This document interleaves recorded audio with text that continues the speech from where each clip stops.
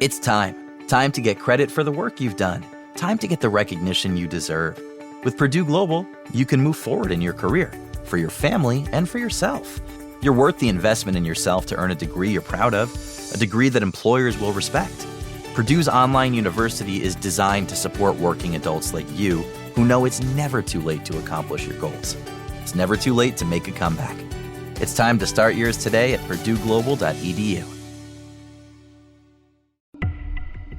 A group of high school students started a project to research a string of unsolved murders. There is no profile of this killer except for the ones the students created. What if this guy's still alive? Like, what if he comes after us? Once you start getting a few tips or a few leads or a few identifications, then the cold case isn't so cold anymore.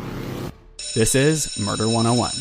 Listen to Murder 101 on the iHeartRadio app, Apple Podcasts, or wherever you get your podcasts.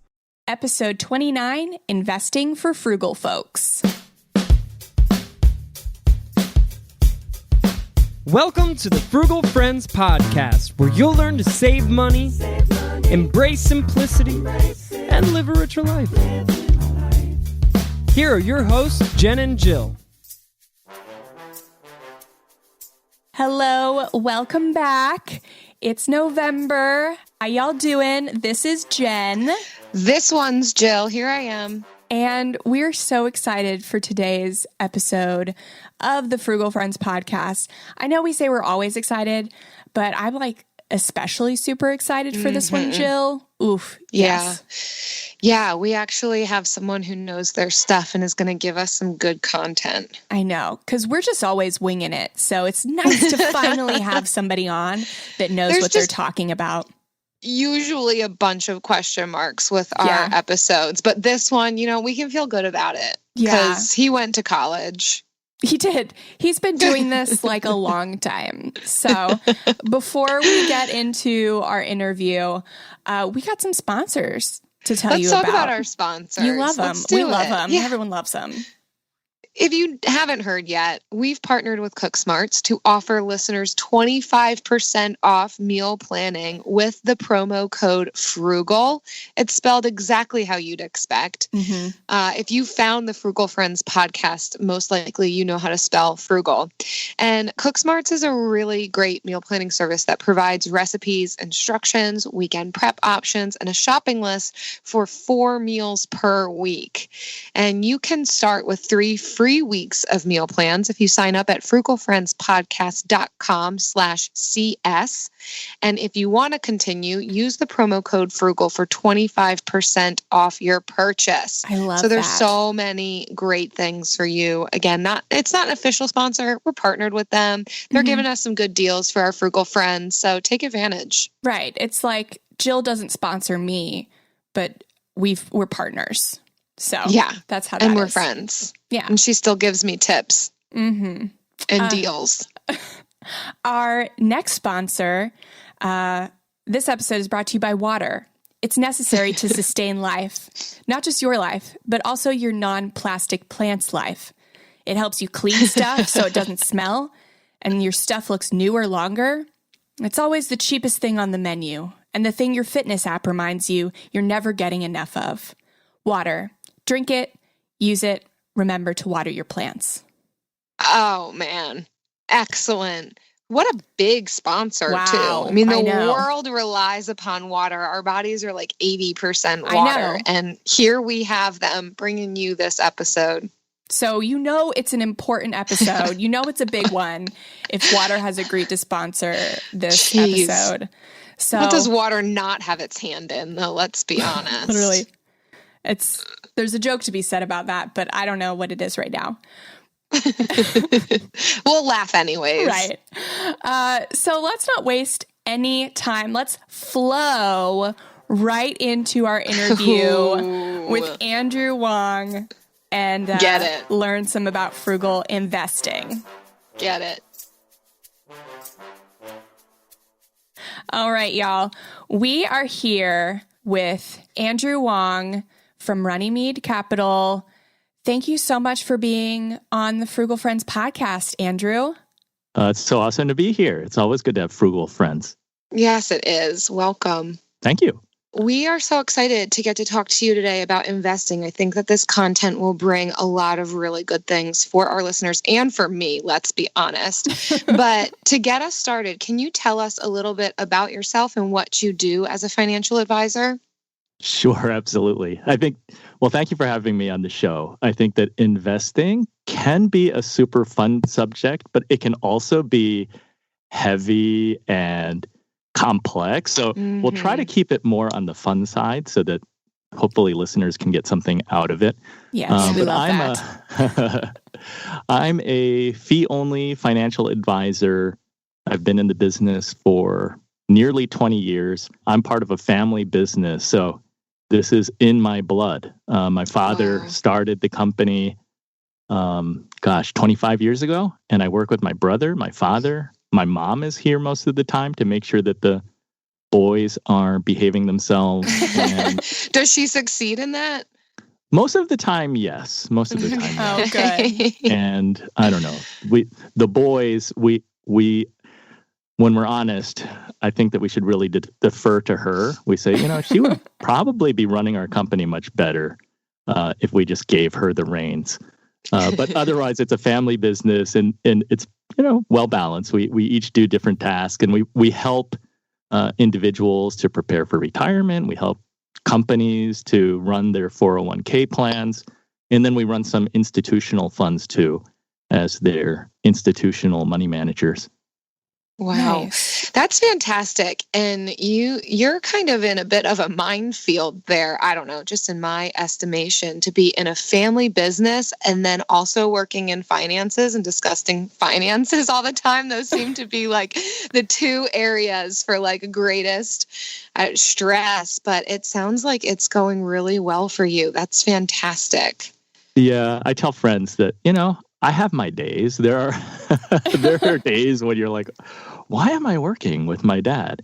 But those days are far in the minority. I really enjoy working with family. And yeah, the downside is that sometimes when you're at Thanksgiving dinner, it's hard to put the work aside. It seems like you're always working. Yeah. But I can see the benefits because both my brother and I worked at outside. We worked outside of the family business before joining my dad. So we don't take it for granted that we don't have big office politics here. Like we don't have to worry about what is the person in the next cubicle doing or trying to vie for like a promotion or something. So it's nice working with family, and we have each other's backs all the time. That's awesome. So you guys are fee-only financial advisors. But like, what's the difference for all the other titles?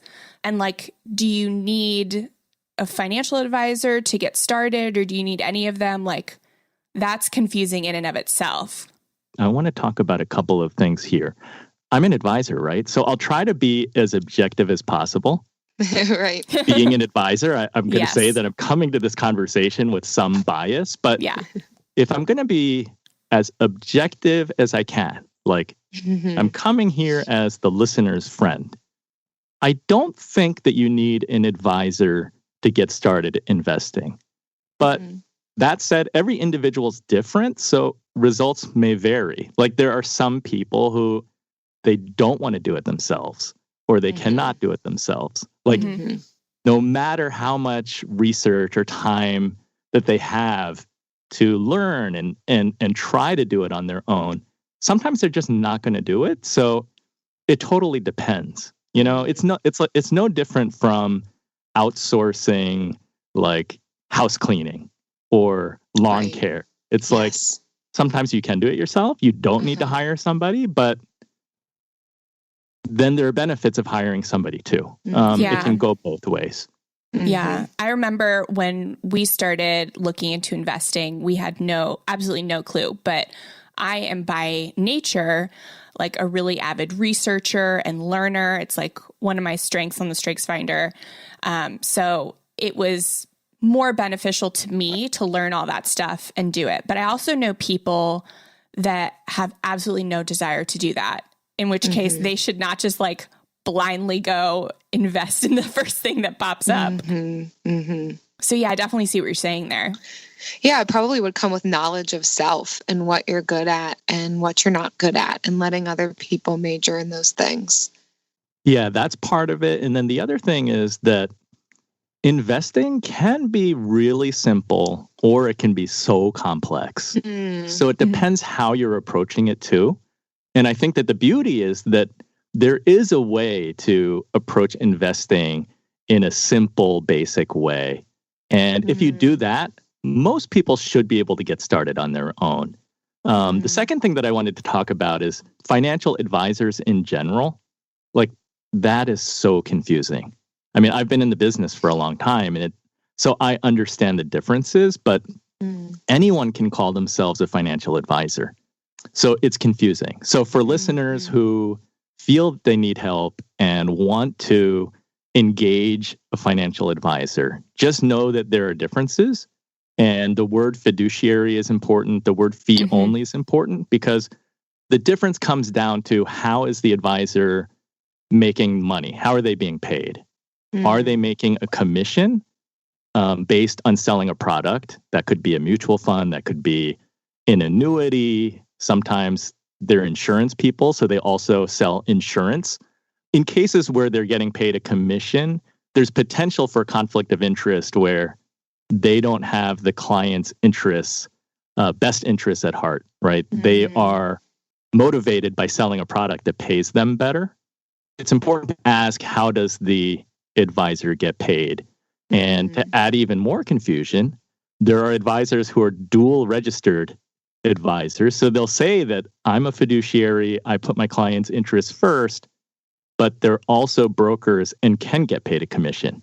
In which case, they'll say, well, it depends which hat I'm wearing. Sometimes I have my fiduciary hat on. Other times I have my product sales hat on. And that gets confusing too. The pure fee-only fiduciary advisors, which my firm is one, I think it's relatively small. Tony Robbins spent a lot of time in his book talking about, what the differences are in types of advisors, and the fee-only fiduciary advisors. I think it's just like 10% of all financial advisors. Oh, wow. So it's something to be aware of, right? Just ask, how are they being paid? Can they get paid commissions or not? And then if they say yes, just understand that you have to be mindful that there may be cases where they're not required by law to act in your best interest, right? Wow. They could say, well, this product is suitable for you, and that's why I'm recommending it. But ultimately, if you sort of lift the veil, you say, okay, well, between product A and product B, product A it pays them higher, like a better commission, so that's why they're going to sell it. So buyer beware. Right. So you'd have to be a little bit more of a shrewd investor if you are stepping outside of the fee-only kind of financial advisory realm. Is that what you're saying? Well, not to say that there aren't good, capable advisors who do collect a commission, but I think that the consumer should be aware of those things. And the way that our industry works, a lot of it is not transparent. It's very confusing. And like I said, anyone can call themselves a financial advisor. So it could be an insurance agent. It could be a certified financial planner. It could be there's no clear way to know without asking them, how are you compensated? Yeah. And I think this would be an easy trip up for somebody who's frugal, because I actually met with a broker who called himself a financial advisor, and we were going to set up our IRAs through his company, but I just got like a weird feeling because I had no clue what fees or commissions were at the time. But I just felt like it was the percentage taken out was going to be a lot of money, but his time with me was free. Initially, like that attracted to me to that because I didn't have to pay for the initial meeting. Whereas with a fee-only fiduciary, you do have to pay for their time, but they're not getting commissions on whatever you are buying. Right. So that's like an important thing to know in your like frugality, to know long-term what the cost of that advisor will be. Absolutely. Yeah. And to frugal friends out there, it's true. Many brokers who charge a commission, sometimes they're collecting a fee from the mutual fund that you own. They get like a sales commission, and you don't see that coming out. It's done in the pricing of the mutual fund. So yeah, for those who are frugal, if they're working with an advisor who says that they don't charge anything, that that does not exist because financial advisors out there are not charities. Right. Yeah. And he was not a bad guy. He was a super nice guy trying to put me in the best thing he had available. But the only thing he had available was what would pay him money and put food on his table. So, but yeah, it is something to be aware of for sure. Absolutely. Yeah. Andrew, what in your mind are the benefits of being a frugal investor, and why should we care about low-cost investments? Well, I don't know. Do frugal friends even have to be convinced of that? I mean, it's like any money that you can save, you should be able to allocate towards something else. Or in the case of investing, the beauty of investing is that you're able to grow your money. And over time, if you do it well, you have the benefit of compound interest. It's like your money is compounding. You're getting compound growth. So when you can have the lowest fee, then your savings is being reinvested. And over time, having your money reinvested just grows at a faster rate. So that's why it's important. And I think that the fantastic thing about being an investor today is that there are so many choices and that costs keep coming down. I mean, if we were talking 20 years ago, sure, there were options for low-cost investing. But today, there are so many more. And I think the costs keep being driven lower. So the potential for someone who's frugal, there's choice and costs keep going down. So it's fantastic. Right. So level of entry into investment is pretty accessible. Is that what you're saying? It's extremely accessible. Yeah. It's an awesome time to be an investor, even though, I think that this month of October or last month of October, volatility has returned to the market. So people may not necessarily feel that way. But I think when it comes to choice and accessibility, it's a great time. And also, I think a lot of our listeners are kind of in their 20s and 30s, maybe even 40s, but we have so much time left in the market that some volatility right now isn't anything, to be afraid of. It doesn't make me check my IRA or 401k any more frequently. Travis checks it sometimes and he'll tell me, and I'm like, stop, don't tell me. What good is this doing for me? Right. Talk to me when there's good news. Yeah, that's totally true. I mean, all the studies say that the earlier you start, the better, because you have more runway to grow your money. And it is that power of compounding that lets you win over the long term. And the longer you have, the more you can afford to ignore the short-term fluctuation, right? Because if you're retired, then you do have to be more careful because you don't have a paycheck to cover short-term losses. But when you have a long time, then odds are on your side and the chances of doing well are very good. Yeah, that's awesome. So what do you consider low-cost investments? What are your favorites for frugal investing? And where do we get them? Oh my gosh, there's so many choices. And I think for me, because I'm a little bit older, like I'm not even up to date using some of the newest things. But like traditionally, Vanguard is the example of a company who wants to drive costs lower and offer consumers great products at super low cost. That the founder, John Bogle, that's been his thing ever since he started Vanguard. And that still stands today. They want to provide products that the cost keeps going like closer and closer to zero. So Vanguard index funds, but now there are exchange traded funds that trade like stocks. There are iShares ETFs that have extremely low expenses.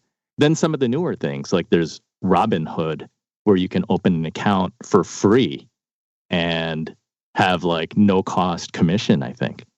We know New Year's resolutions often don't stick. In fact, on average, they last around 30 days. So if saving money is on your 2024 resolution list, here's a foolproof way to stick to yours. Switch your phone provider to Mint Mobile. For a limited time, wireless plans from Mint Mobile are $15 a month when you purchase a 3-month plan. That's unlimited talk, text, and data for $15 a month. For those of you paying close to $40 a month for just one phone line, this means a savings of $300 over the course of the year. We especially like Mint because all plans come with unlimited talk and text and high-speed data delivered on the nation's largest 5G network. To get this new customer offer and your new 3-month unlimited wireless plan for just $15 a month, go to mintmobile.com/frugal. That's mintmobile.com/frugal. Cut your wireless bill to $15 a month at mintmobile.com/frugal. Additional taxes, fees, and restrictions apply. See Mint Mobile for details.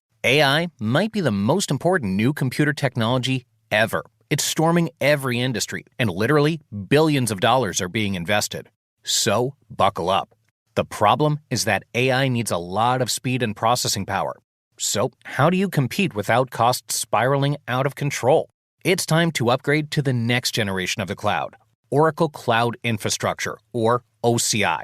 OCI is a single platform for your infrastructure, database, application development, and AI needs.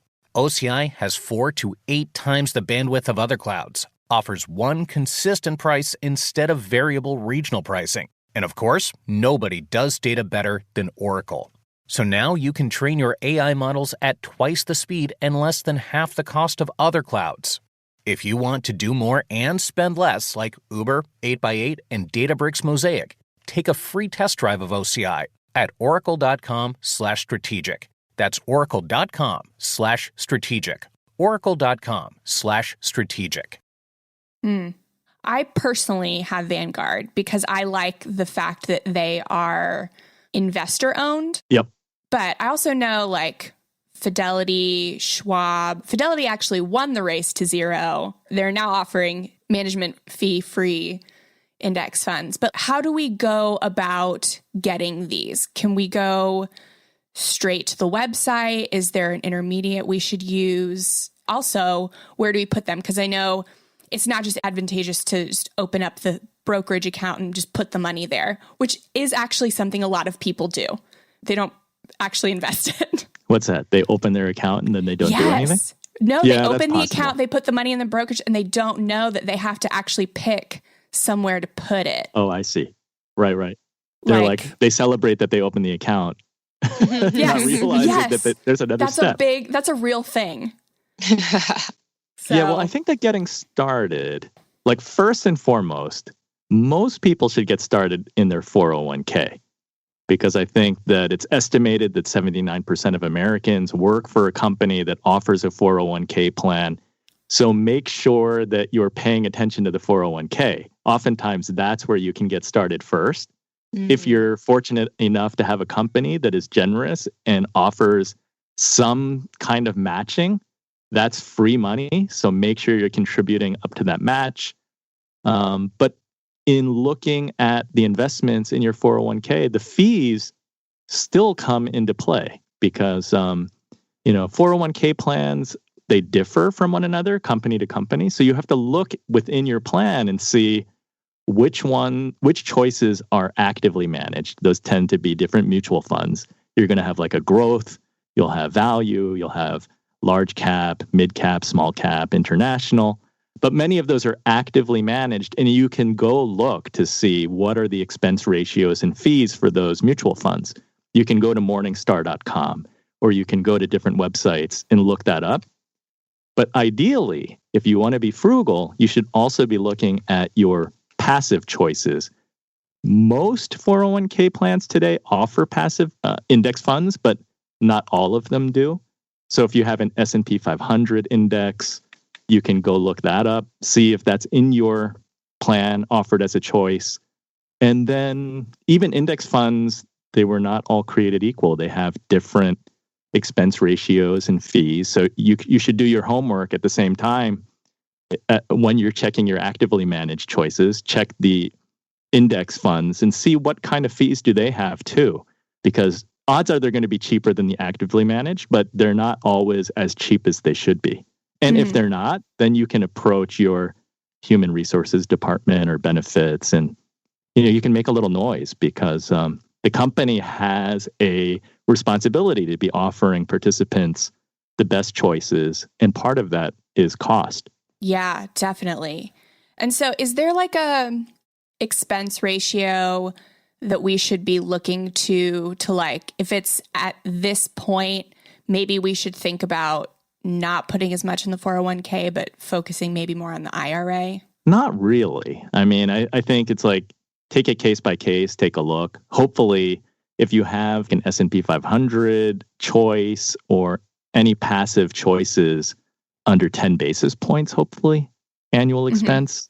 I mean, some of them go down to like 3 or 4 basis points. So that would be like a 0.3 or 0.10%? Correct. Okay. Yeah. I know the fund that I started with in my IRA was just $1,000 minimum. And that's why I started with that, because it was a lower minimum. And it had a 0.16% expense ratio.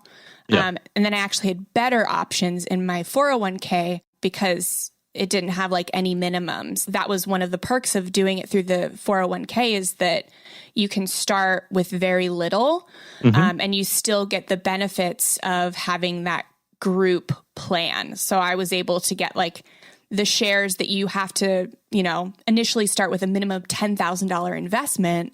And I got to do them, my first $500 invested in my 401k. Right. 401ks are definitely super great options to start. I love that.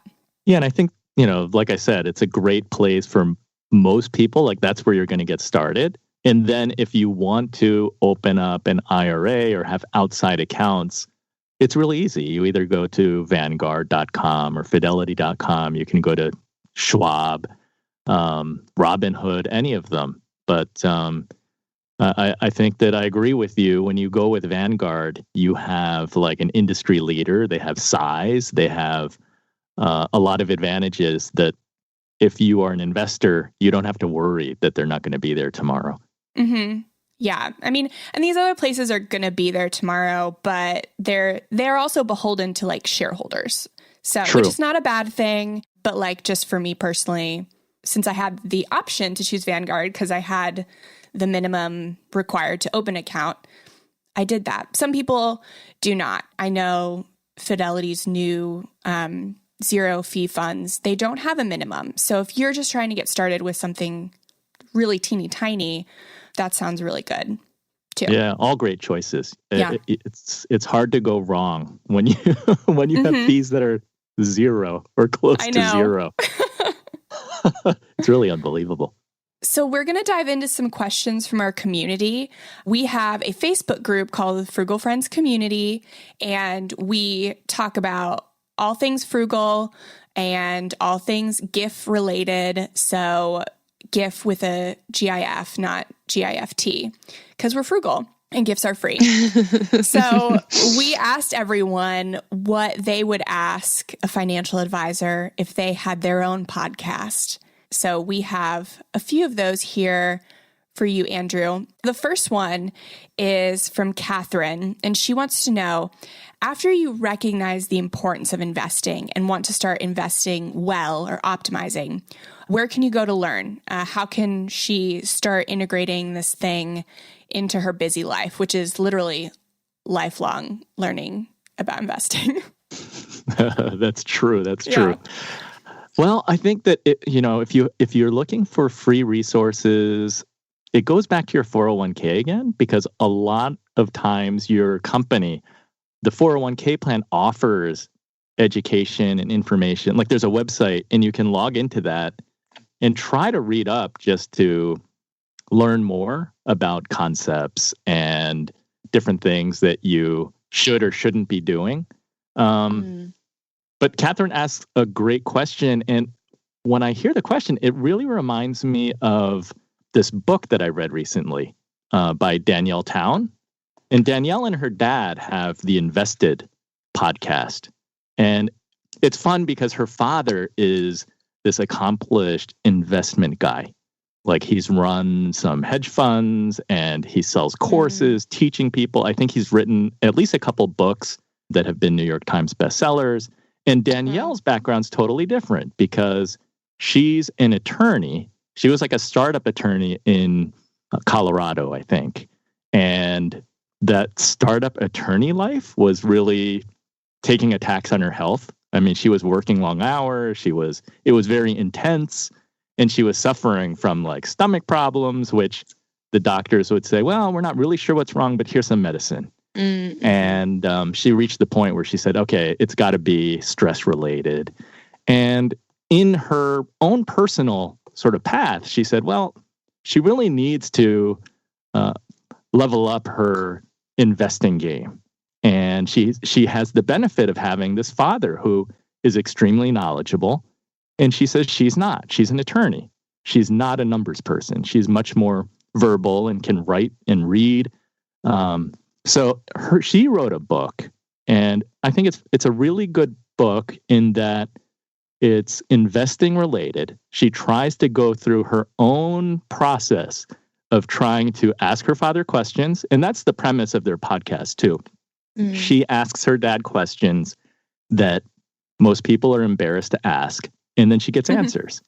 And the book's great because she wanted to write a book that really outlines sort of a Warren Buffett approach to doing research, understanding companies.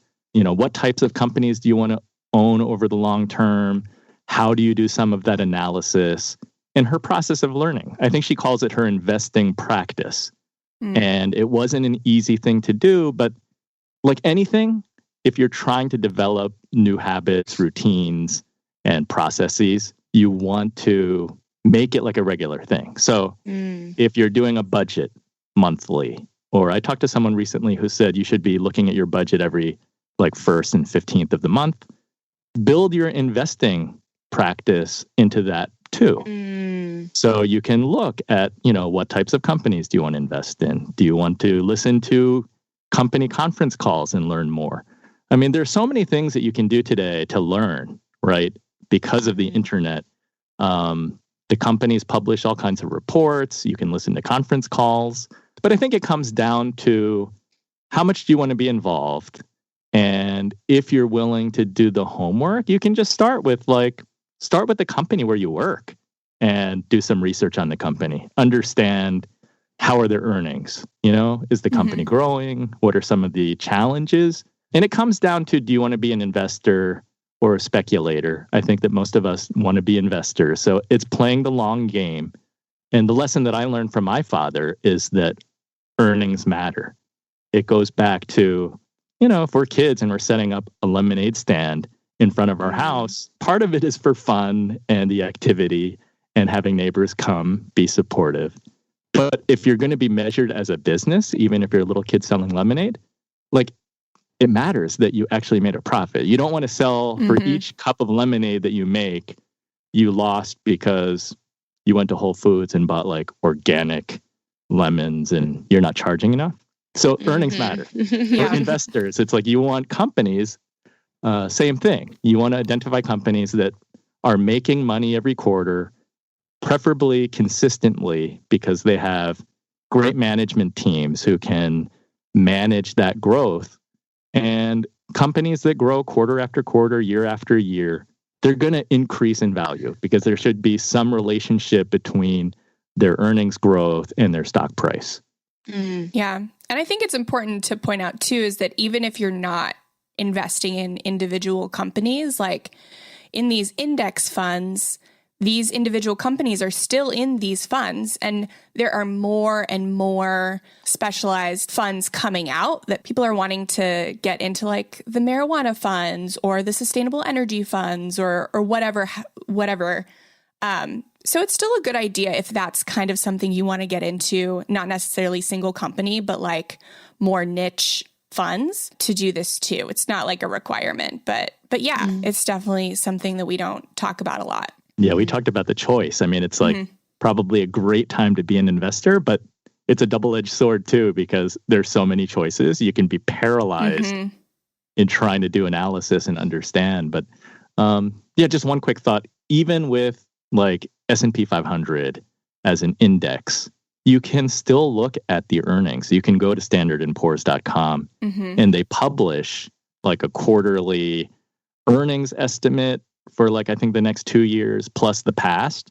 And the earnings matter. You'll see that if you were to actually take the time to plot the earnings, when the earnings like decelerate, usually it coincides with a recession and then there's a stock market correction. So earnings matter even for if you're looking at one company, but it even applies to the 500 companies as a group. Yep. Yeah. I always take a look at like the 5, 10, and 30 year growth. So, and that's one of the reasons why I didn't switch over to Fidelity when they introduced those zero fee funds, because like most index funds are proprietary. So they're not exactly the index that they're tracking. So it's like, I want to have that 5, 10, 30 year track to be able to look back to see the earnings. Yeah. I don't know. That's just my own like personal preference. I don't know if that's like recommended. No, it's good that you're doing your homework. It's never too late. Never too late to earn a degree. Never too late for a comeback. Between your busy career and taking care of a family, it can feel like there's never a good time to go back to school. But your time is now. Time to start your comeback with Purdue Global. As Purdue's online university for working adults, Purdue Global is dedicated to supporting adults like you who know it's time to earn the recognition you deserve. You have the experience, you have the knowledge, it's time to get credit for the work you've done. You can balance work, family, and everything in between while earning your degree. It's time to move forward in your career, for your family and for yourself, with a degree you're proud of, a degree that employers will recognize and respect. You're worth this investment in yourself to earn a degree you deserve. It's never too late. Never too late to go back to school and come back stronger with an education you can trust. Now is the time for your comeback. Start yours today at purdueglobal.edu. We all agree that reducing carbon emissions is a good thing. And once again, Toyota is leading the way.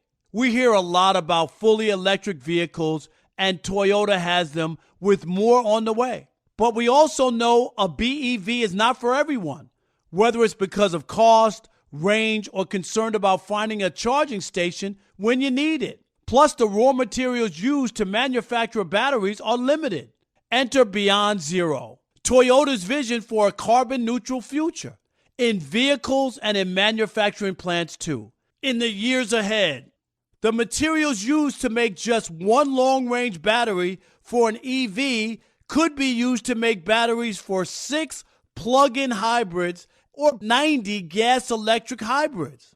That's why Toyota's position today is electrified, diversified, empowering you to choose how to reduce your own carbon footprint with a vehicle that's right for you, a hybrid, plug-in hybrid, or battery EV. So shop, learn more, and get details at toyota.com/beyond0. Toyota, let's go places.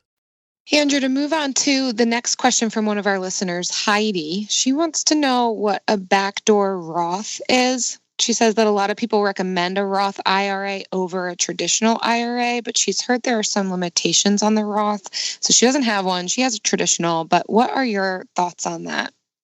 Yeah, this one's a pretty advanced subject. Okay. I think. Way to go, Heidi.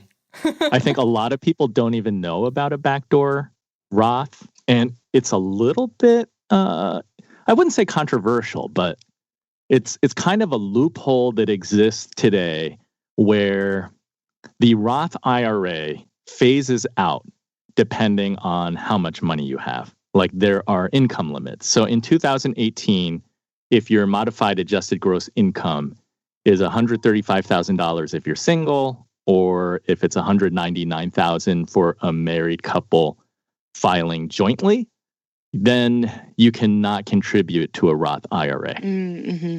And the difference between the Roth and the traditional is that the Roth, you're paying the taxes when you're funding it. So you're paying taxes up front with the idea that over time you're going to grow it. And when you take the money out, you already paid your taxes. So the longer runway that you have as an investor, it makes sense to pay the taxes up front. Hopefully you don't have like a super high tax bracket right now. So you're paying a lower tax bracket.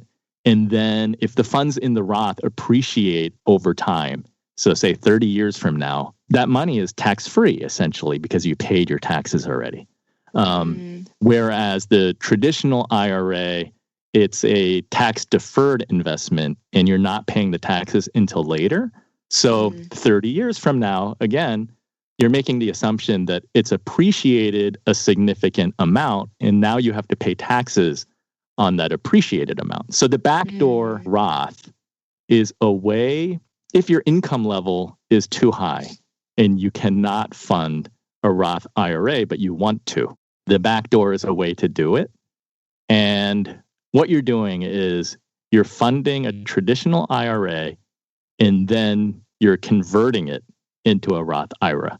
And so I've seen people who use this because they're making more than the $135,000. The thing is, though, if you have an IRA that's already funded, it makes it much more difficult to do this conversion. Ideally, you don't have an IRA that has money in it.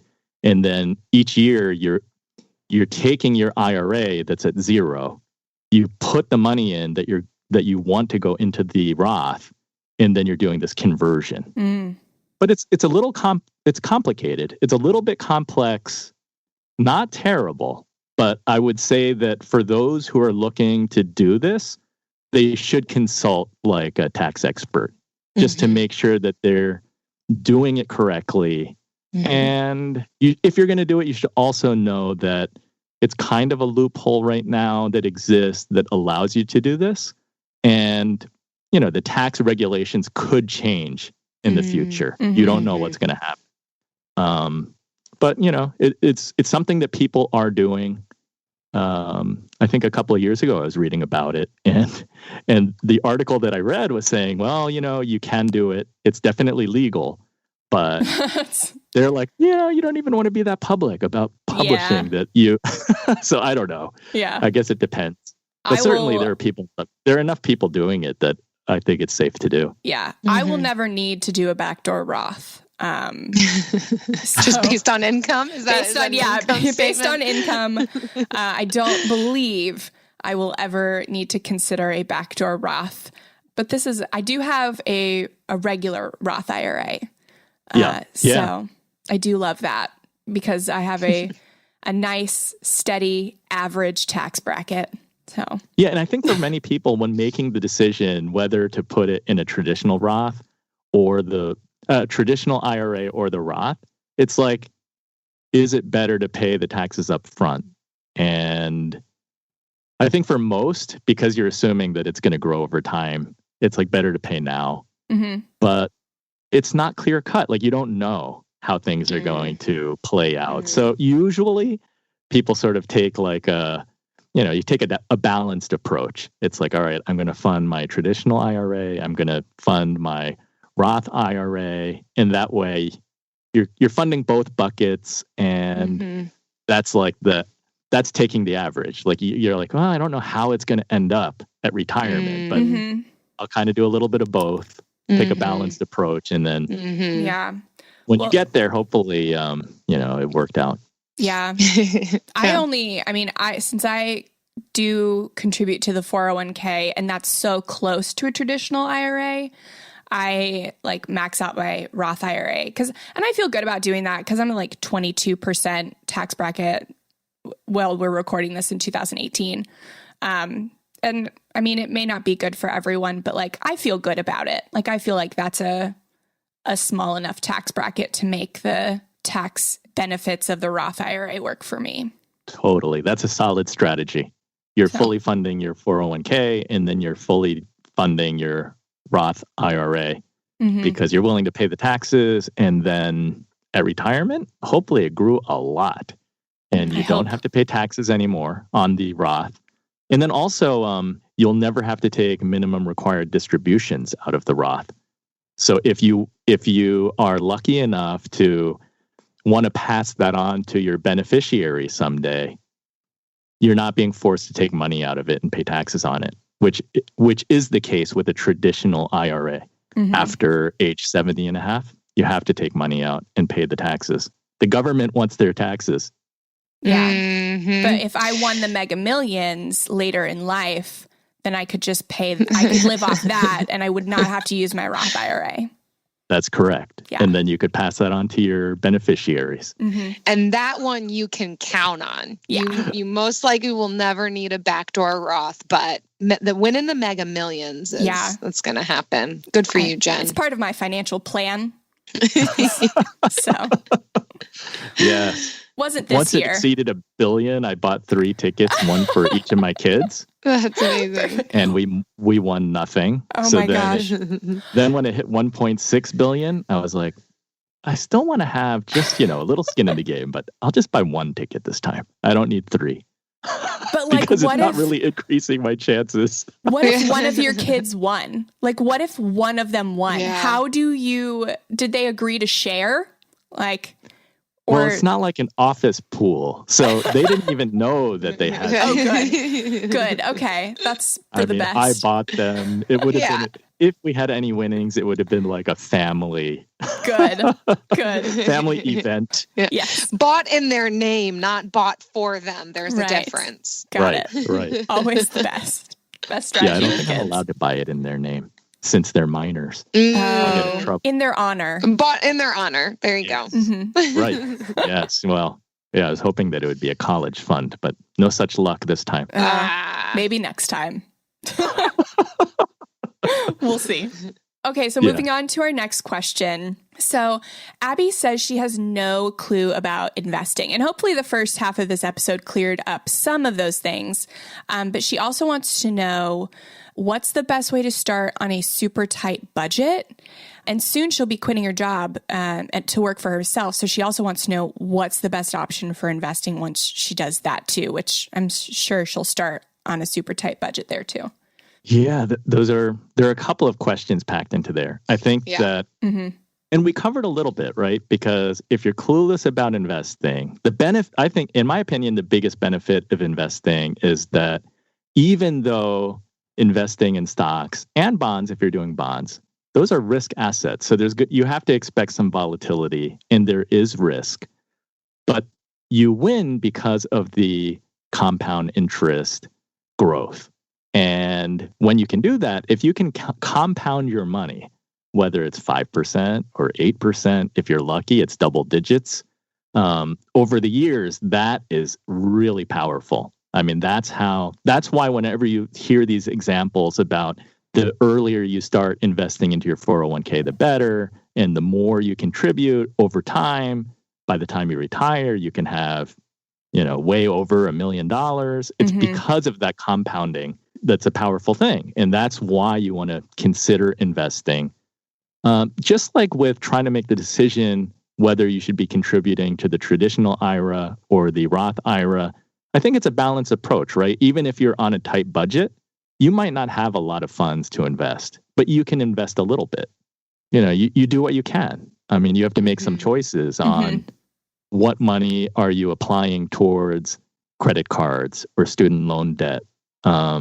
But I think a balanced approach is usually a good one in that if you can afford to invest a little bit, even if it's a small percentage, it's good to get into that habit and be in the game of that you're thinking about it, right? Like I said, building habits, it's like you're reviewing your budget. You want to review your investments. And even if you're just doing like 1% or 2%, that's okay. Or just whatever start you can do, it just becomes part of your process and something that you're doing on a regular basis. And the earlier you start, the better. So if you can afford to do it, get started today.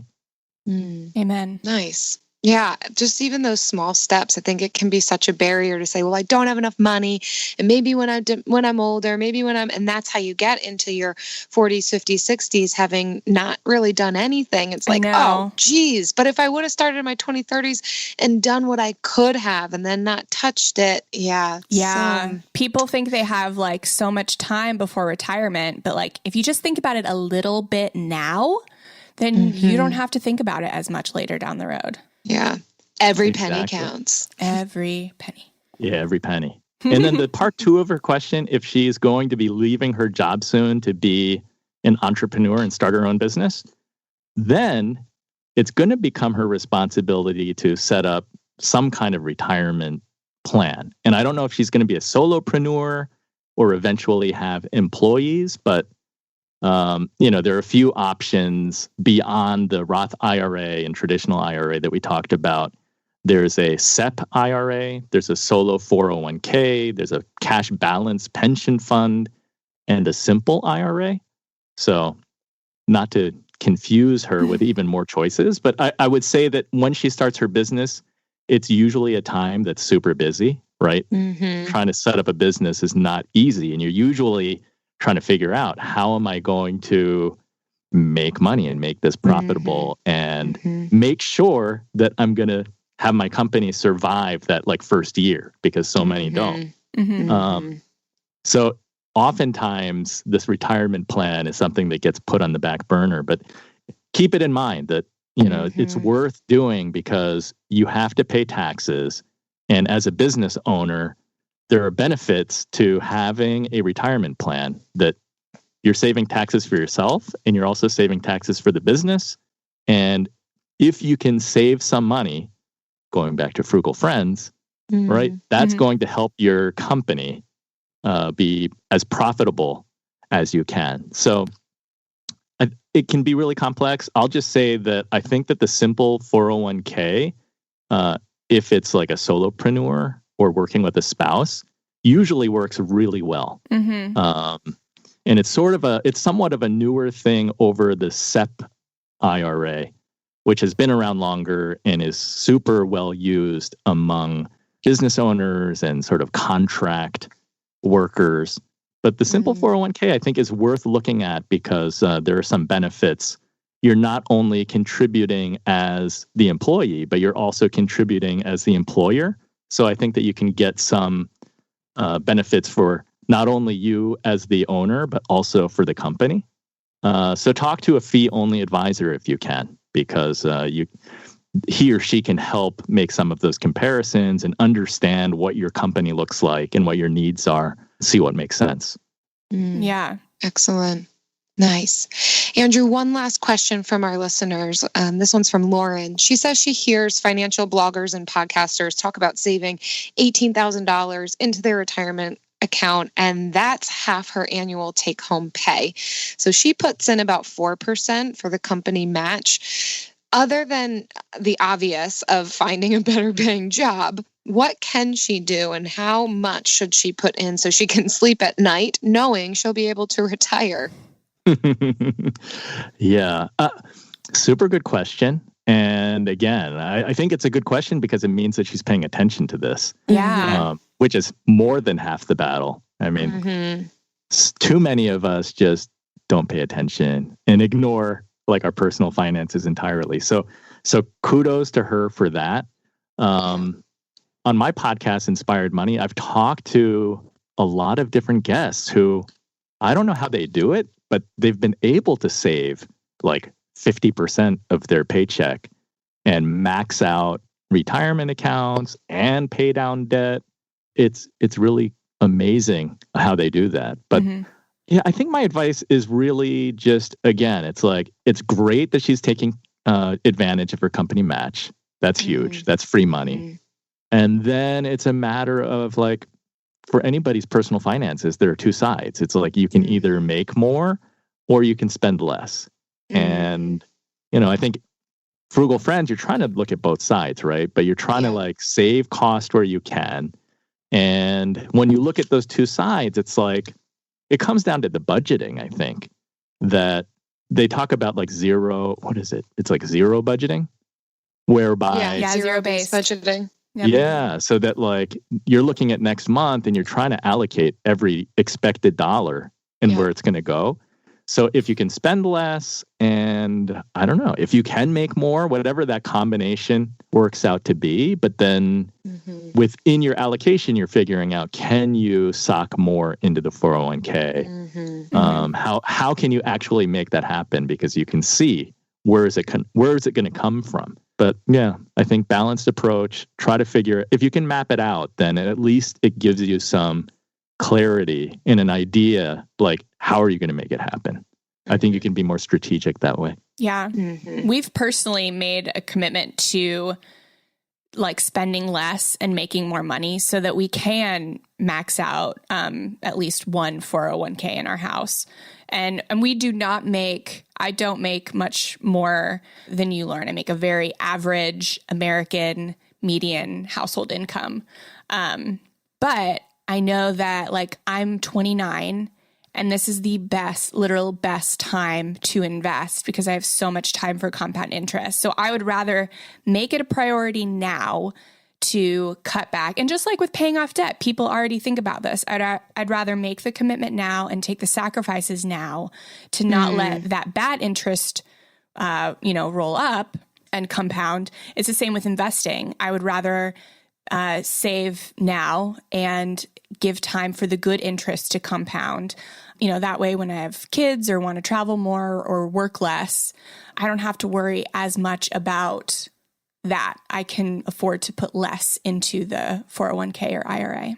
Yeah. And then I think that, it goes back to what we were saying, that like costs keep being driven down and like there are so many choices. Because just last week in the headlines, there's talk about, and I can't remember, I think it's Wealthfront is offering free financial planning. And there is sort of buzz in the industry. Like, what does this mean to advisors? Are they using it as a loss leader? But I think for the investor, that what you can read into it is that there are a lot of choices coming online. And if she wants to figure out how is she going to be able to reach her goals in retirement, that's part of it. It's doing the planning, trying to do some projections on, what your income levels are, what your projected expenses are. You sort of reverse engineer and say, what kind of investment returns annually do I need? So she can look into some of those things. If she Googles like free financial planning, just see what comes up and try to decide if that's an option worth pursuing or not. Yeah. Thank you. But that's brand new. That was just a headline like this week, I think. That's crazy. Wow. No, I'll have to look into that. Yeah, you might be able to get a free financial plan. Wow. I don't know what that entails. I might try it out just to see what it entails. Right, exactly. Guinea pig. Yeah. That's how you learn. I love that. That's how you find out. So, all right, Andrew, thanks so much for coming on. What can we expect from Inspired Money, your podcast about investing in retirement? What can you expect? Great question. I think that my goal, even though I'm a financial advisor, is not to deliver a podcast that is super boring and dry. So that's why I went with Inspired Money. I have a lot of fun with it every week. I invite different guests on. We keep it very fun and casual. And we do talk a little bit about money, but we also talk about things like purpose and meaning and happiness, because it's just really fun talking to people from all different sort of occupations and jobs, but they have some level of success. So trying to get some insight into what drives them, what motivates them. And I say inspired money means building something or giving it all away to make the world a better place. So I talk to entrepreneurs, I talk to artists, I'll talk to anybody, talk to authors. That's fantastic. But, it's like you get a little money tip out of it, but really it's interesting people with interesting stories. Yeah. And hopefully the goal is to, if I can inspire someone with positive money stories, it'll increase the chances that they'll actually look at their 401k or open their statement, you know? Yeah. Isn't that always the case? You know, you think you're just going to talk about money, but there's so much more. We are whole people and we bring all of ourselves into what we do. So of course, this is going to impact every other area of life, and it can be fun and it doesn't have to be scary or daunting. And yeah, it's great that you're opening up that conversation too, and the platform that you're doing it. That's great. Yes. Yeah, I'm having fun and I'm learning a lot. So I figure I'm enjoying it. I learned something. I hope that some listeners will come along for the ride. And it's been good. Awesome. Excellent. Yes. Thanks so much, Andrew. We've enjoyed having you. You've given us a lot of really great content. I made notes for myself, so that's saying something. Yeah. Awesome. Thank you, Jill. Thank you, Jen. Thanks for having me. And thanks for including me among your frugal friends. Yes. Awesome. Always. Take care. Cool. Thanks. Bye. Well, that was fantastic, Jen. Like I said, I took a lot of notes for myself. Maybe they'll make it in the show notes. Maybe they won't. I don't know. They're for me. But anyhow, there's more to be gained from us frugal friends here. It's November. It's the first day of November, actually, for us as we record. Yeah. We are reading The More of Less by Joshua Becker for our monthly book club. And I'm so excited. Our next book, we already have it decided. Look at us. We're such future thinkers. Woo-hoo. Our next book in December will be The Millionaire Next Door, for those of you who might need to start putting that on hold at your local library. That's by Thomas J. Stanley. And the book is a compilation of research done by on millionaires that found that they don't necessarily show up where we think that they will, or buy the things that we assume that they might be buying. It's a must read in the Frugal Book Club. So join us in reading The More of Less, but also be looking forward to that next book in December. Yes. Awesome. And if you want to win yourself a copy of The Millionaire Next Door, we're actually giving away one for every 5 reviews we get in November. No limit. To enter, leave a review on your podcast listening device, screenshot it, and send it to frugalfriendspodcast@gmail.com, and we will pick one. And if you want an example of a good review, again, it looks like 5 stars. All of them are yellow or orange, depending on how you see those stars, but all of them are colored in. And this one comes to us from H. Barron, and she says, y'all need to tour, which I agree. I didn't read Frugal that one. Friends podcast is an entertaining and informative show that just feels like you're chatting with some old pals. I don't have a lot of friends I can discuss my debt-free journey with, so it's fun to listen to y'all.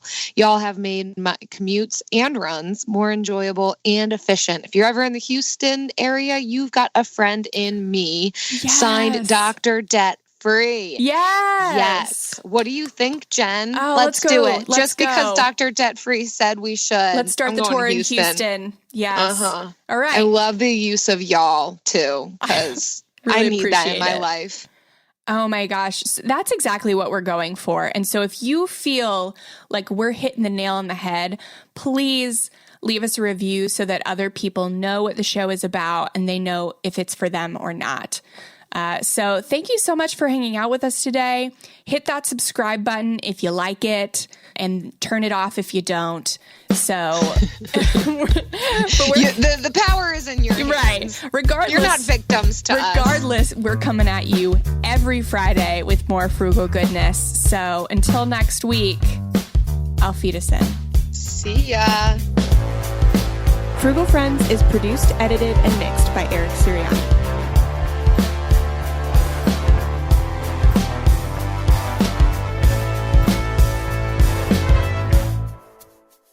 Did you just speak German? Yeah, I did. Oh my goodness. That was so attractive. It came naturally. That's it. Wow. My maiden name is German. I saw it happen through the screen as I talked to you, and I was like, whoa. I also gave a little salute. That girl is Nobody a could babe. see that. She is multilingual. saluting. Right. I gave a politically correct salute, not like the other kind of German salute. Don't think about that. I gave, with your cute little side pony. I was just going to say how cute your bangs are today. It's a little. Oh, thank you. Yeah. Sometimes I got to get in some of that dry shampoo so I can make my not showering not so noticeable. You mean that cinnamon and cornstarch?